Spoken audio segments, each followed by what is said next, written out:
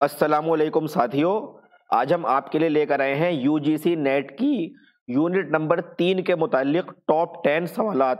Top 10 سوال یہ unit Urdu غزل کے متعلق ہے، تو آئیے ان 10 بہت خاص امپورٹنٹ سوالات کو شروع کرتے ہیں۔ پہلا سوال ہے، بیت الغزل کسے کہا جاتا ہے؟ بیت الغزل کسے کہتے ہیں؟ تو صحیح جواب ہے آپشن اے، غزل کے سب سے اچھے شعر کو۔ غزل کا سب سے اچھا جو شعر ہے وہ بیت الغزل کہلاتا ہے۔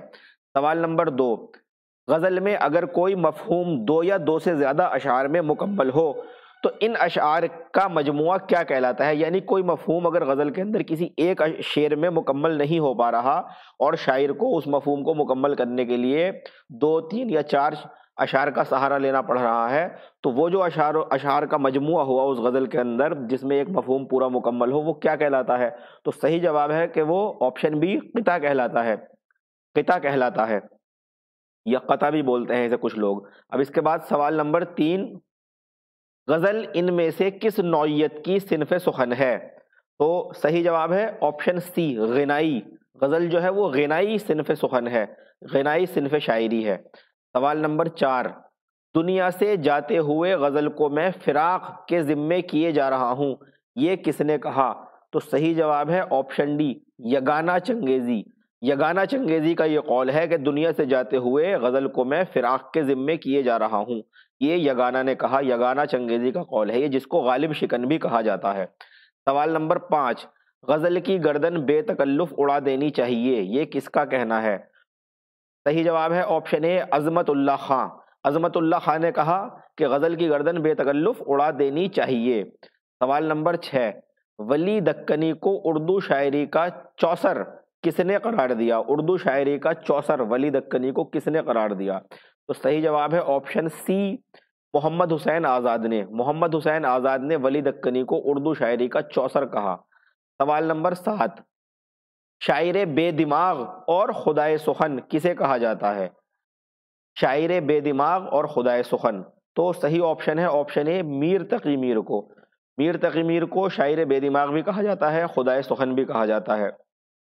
اب اس کے بعد ہے سوال نمبر 8، مومن کی شاعری کو مکر شاعرانہ کس نے کہا؟ یہ تو ہم سب جانتے ہیں کہ مومن کی شاعری مکر شاعرانہ کے نام سے مشہور ہے، تو یہ بات کس نے کہی یہ ہمیں بتانا ہے۔ تو صحیح جواب ہے اس میں آپشن سی، ضیاء احمد بدایونی۔ ضیاء احمد بدایونی نے مومن کی شاعری کو مکر شاعرانہ کہا سب سے پہلی بار۔ سوال نمبر 9، یاسیات کا امام کس شاعر کو کہا جاتا ہے؟ یاسیت یا یاسیات یعنی نا امیدی، مایوسی، یہ یاس کہتے ہیں نا امیدی کو، مایوسی کو۔ تو اس کا امام کس شاعر کو کہا جاتا ہے؟ جواب ہے بی، فانی۔ فانی کو کہا جاتا ہے۔ اب آخری سوال اس ویڈیو کا، سوال نمبر 10، جگر مراد آبادی کے دیوان کا دیباچہ ان میں سے کس مشہور نقاد نے لکھا؟ تو صحیح جواب ہے آپشن سی، آل احمد سرور۔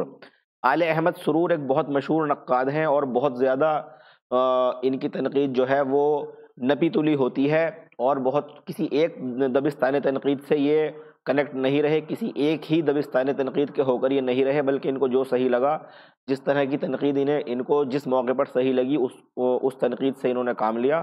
تو بہت مشہور اور بڑے نقاد ہیں آل احمد سرور، انہوں نے جگر مراد آبادی کے دیوان کا دیباچہ لکھا ہے، آل احمد سرور نے۔ تو یہ 10 ہمارے غزل کے اوپر یونٹ 3 کے سوال مکمل ہوئے۔ اب اس کے بعد ہم جو یونٹ 4 ہے یو جی سی نیٹ کی اردو نظم، اس کے متعلق 10 سوال لانے کی انشاءاللہ پوری کوشش کریں گے۔